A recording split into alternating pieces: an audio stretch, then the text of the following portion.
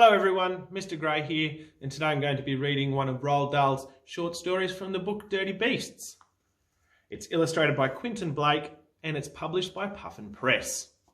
Our story today is The Anteater.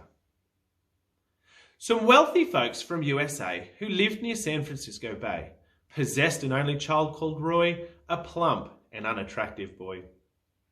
Half-baked, half-witted and half-boiled, but worst of all, most dreadfully spoiled. Whatever Roy desired each day, his father bought him right away. Toy motor cars, electric trains, the latest model aeroplanes, a colour television set, a saxophone, a clarinet. Expensive teddy bears that talked and animals that walked and squawked. The house contained sufficient toys to thrill 500,000 boys. As well as this, young Roy would choose 2 pairs a week of brand new shoes. And now he stood there shouting, "What on earth is there I haven't got?" It's hard to think of something new. The choices are extremely few. Then added as he scratched his ear, "Hold it, just wait, I've got an idea. I think the next thing I must get should be a most peculiar pet. The kind that no one else has got. A giant anteater. Why not?" As soon as father heard the news, he quickly wrote to all the zoos. "Dear sirs," he said, "my dear keepers, do you have any anteaters?" They answered by return of mail, "Our anteaters are not for sale." Undaunted, Roy's fond parent hurled more messages across the world. He said, "I'll pay you through the nose if you can get me one of those." At last he found an Indian gent who lived near Delhi in a tent, who said he would sacrifice his pet for an enormous price. The price demanded, if you please, was 50,000 gold rupees.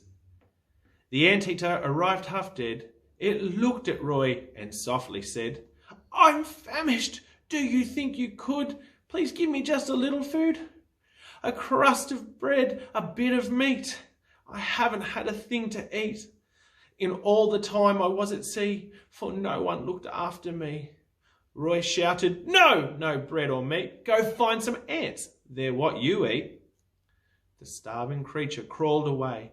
It searched the garden night and day. It hunted every inch of ground, but not a single ant it found. "Please give me food," the creature cried. "Go find an ant," the boy replied. By chance upon that very day, Roy's father's sister came to stay, a foul old hag of 83, whose name it seems was Dorothy. She said to Roy, "Come, let us sit out in the sun and talk a bit." Roy said, "I don't believe you've met my new and most unusual pet." He pointed down among the stones, where something lay all skin and bones. "Anteater," he yelled, "don't lie there yawning. My aunt is here. Come say good morning." Some people in the USA have trouble with the words they say. However hard they try, they can't pronounce a simple word like aunt. Instead of aunt, they call it ant. Instead of can't, they call it can't.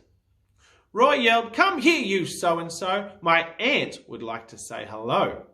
Slowly, the creature raised its head. "Do you mean that's an ant?" it said. "Of course," cried Roy. "Aunt Dorothy. This ant is over 83. The creature smiled. Its tummy rumbled. It licked its starving lips and mumbled, "A giant ant. By gosh, a winner. At last I'll get a decent dinner. No matter if it's 83. If that's an ant, then it's for me." Then taking very careful aim, it pounced upon the startled dame. It grabbed her firmly by the hair and ate her up right then and there, murmuring as it chewed the feet, "The largest ant I'll ever eat."